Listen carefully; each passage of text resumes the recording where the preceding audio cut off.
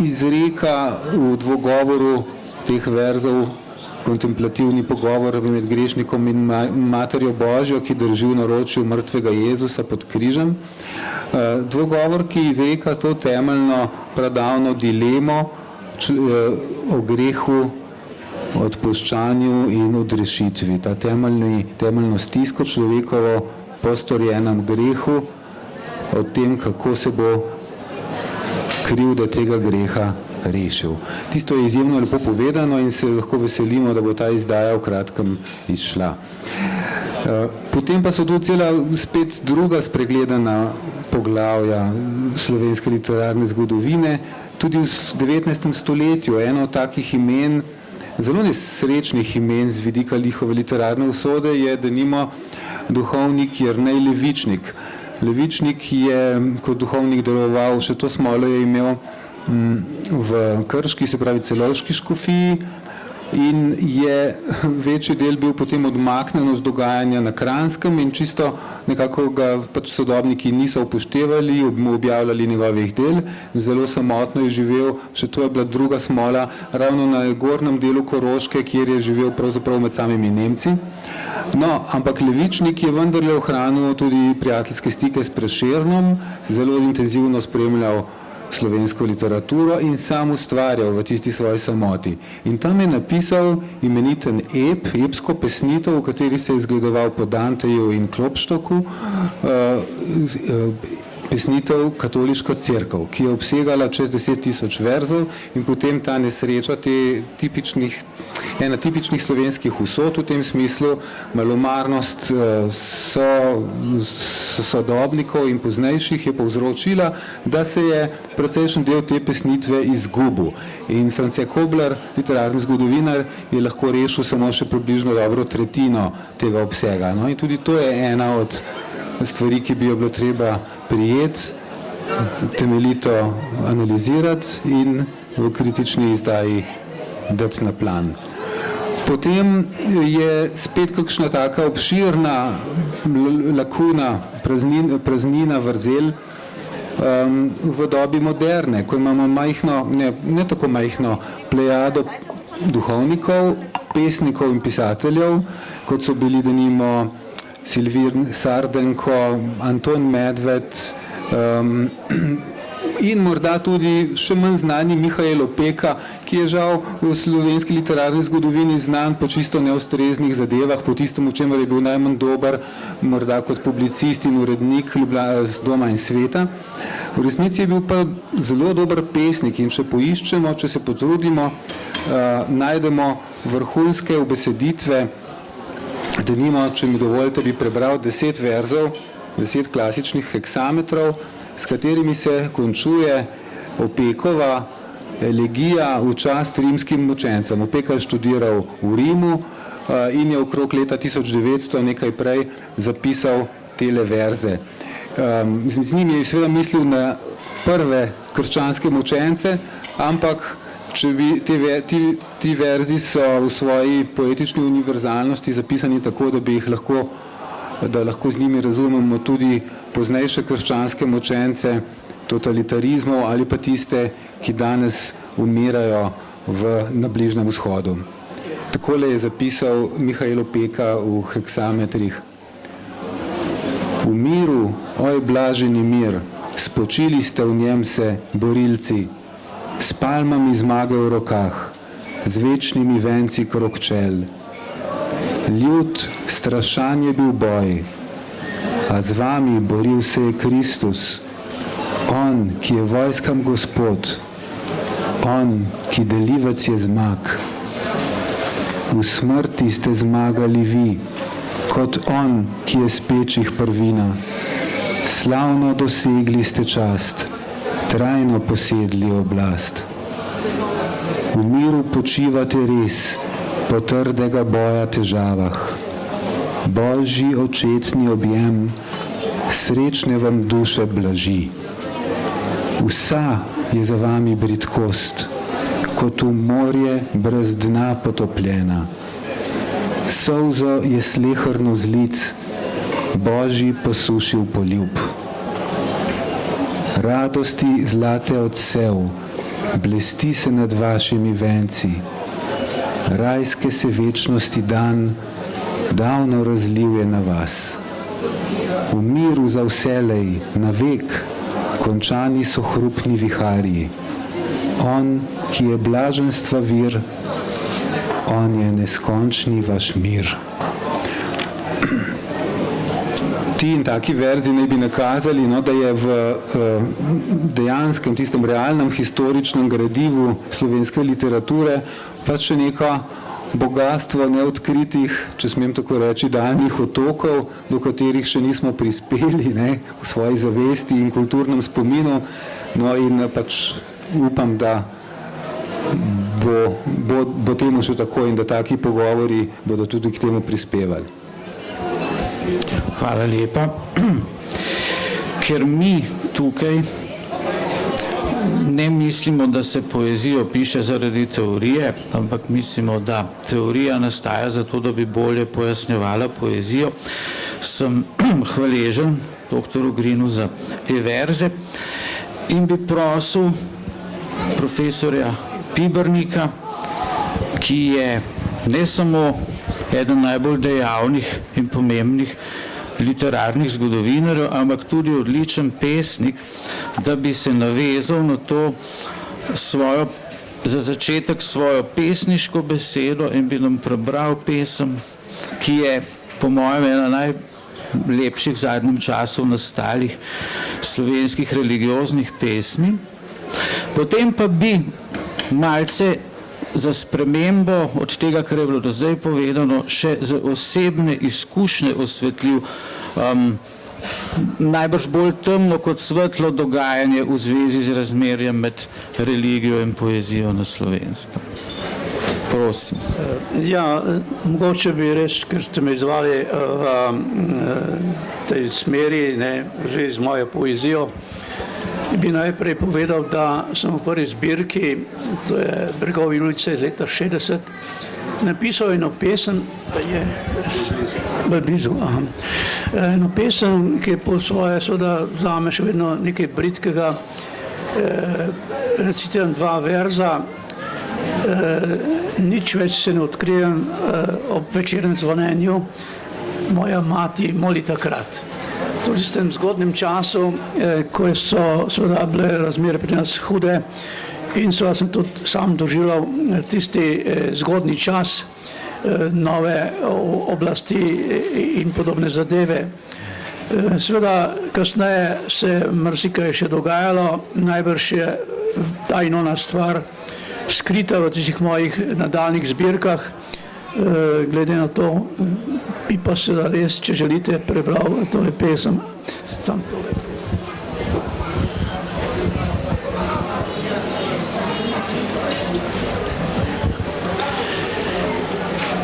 O tihi Bog, nekje je večnost in je Bog, nekje je tišina vse povsod. In onkraj si in čas ni čas, v prostoru si od vekomaj. No, kar zadeva moje izkušnjo v tem povojnem času, seveda od leta 1945 dalje, ampak jaz sem se neposredno s problemom religiozne poezije ukvarjal neposredno, ko smo pripravili antologijo slovenske duhovne pesmi na pobudo Gorazda Kocijančiča. Del tega posla seveda ni bil težak, ker je leta 1980 France Vodnik izdal razširjeno obliko oziroma izbor slovenske religiozne lirike in v njej vključil tudi tri do takrat prepovedane avtorje, se pravi Franceta Balantiča, Ivana Hribovška in tudi Vladimirja Truhlerja. Večji problem se mi je pokazal, ker je treba poiskati religiozno poezijo, pesmi s to tematiko v povojnih pesnikih, recimo od Minatija dalje, in moram reči, da sem imel izredne težave, ker pač vsaj v teh zbirkah, ki so izhajale v teh 70 letih, recimo, ni bilo kaj dosti primernega gradiva in mislim, da je bila opomba Alojza Rebule, da so v zbirki marsikere pesmi, ki ne sodijo noter, nekako mogoče celo upravičene. Zdaj pa gre za vprašanje, zakaj tak manjko religiozne tematike v pohanji slovenske poeziji. Iz svoje izkušnje lahko povem tole. Junija 1965 leta sem jaz obiskoval v Kranju, v gimnaziji, tiste tečaje, kjer smo nekako nadomeščali izgubljena medvojna leta. Takrat junija, mislim, da je bila ena strašna procesija javna, ali to telo ali kaj, se ne spomnim natančno, ampak tisti nebes so spremljali partizane v lepih angleških uniformah s puškami na ramah, ne. Božič je bil še vedno Božič in najbrž smo ga vsi z veseljem praznovali. Z letom 1946 se pa začela nova era. Nobenih praznikov več, ampak izredno veliko teh raznih montiranih procesov, seveda tudi posebej proti duhovnikom in podobno. Jaz bi rekel, da se ta zadeva kaže tudi v usodah posameznih zbirk. Takrat seveda leta 1948 nisem imel pojma, kaj se je dogajalo s pesniško zbirko Antona Vodnika Srebrni rog. Ko sem kasneje seveda urejal zbrano delo, sem gotovo, da je ta zbirka išla s posebnim dovoljenjem Lidije Šentjurc, in sicer na prošnjo Vodnikove žene Dore Vodnik. Dora Vodnik je učila Lidijo Šentjurc v učiteljišču, tako naprej, ampak Lidija Šentjurc je rekla, na tisk zagarantiramo, za oceno pa ne, za kritiko pa ne. In dejansko vse kritike so bile dejansko negativne, čeprav je Anton Vodnik v tej zbirko ob koncu vključil tudi posebno poglavje z vojno partizansko tematiko, recimo ima cikl Pohorskemu bataljonu, potem ima pesem posvečeno svoji sestri, ki je ubita med vojno, recimo svojemu nečaku, ki je padel na Trnovskem gozdu kot 16-letni kurik in tako naprej. Druga stvar, leta 1957 je Anton Vodnik mariborski založbi Obzorja predlagal zbirko Glas tišine. Seveda Jože Kosar, ki je bil takrat ravnatelj te založbe, je seveda bil vesel tega predloga, vendar je uredniški odbor to zbirko odklonil in tako je potem seveda to zbirko leta 1958 potem izdala Mohorjeva družba v Celju. No, sploh mislim, da je Mohorjeva družba takrat igrala eno posebno vlogo. Naj omenim še eno, mislim, dosti zanimivo zadevo. Leta 1959 je France Koblar začel urejati izbrano delo Frana Sleškega Finžgarja, leta 1962 izbrane spisi Ivana Pregla, ki nista mogla biti uvrščena v centralno zbirko zbrana dela slovenskih pesnikov in pisateljev. Tako da je Mohorjeva družba takrat reševala to problem, kar se zdi danes seveda nekoliko nemogoče, ampak hočem reči, tako se je dogajalo. Nadalje bi omenil še en poseben primer, ki je dosti manj znan. To je pesnik Vladimir Truhlar. Truhlar je bil profesor duhovne teologije na Gregorijani 25 let. Na pobudo Zorka Simčiča je začel sodelovati v Borišavski reviji Meddobje, najprej z neki članki, potem pa tudi svojo poezijo. Leta 1958 tam izdali prvo njegovo zbirko naslov Nova zemlja, seveda naslov je biblijski, leta 1961 čez zbirko Rdeče bivanje. No, ampak obe zbirki sta bili doma prepovedani, seveda niste imeli nobenega odmeva v domovini. Pa še nekaj, Ko je Vladimir Truhlar pri Mohorjevi v Ljubljani izdal zbirko V dnevih šumi ocean, v bistvu so to obe prejšnji zbirki in cikl novih.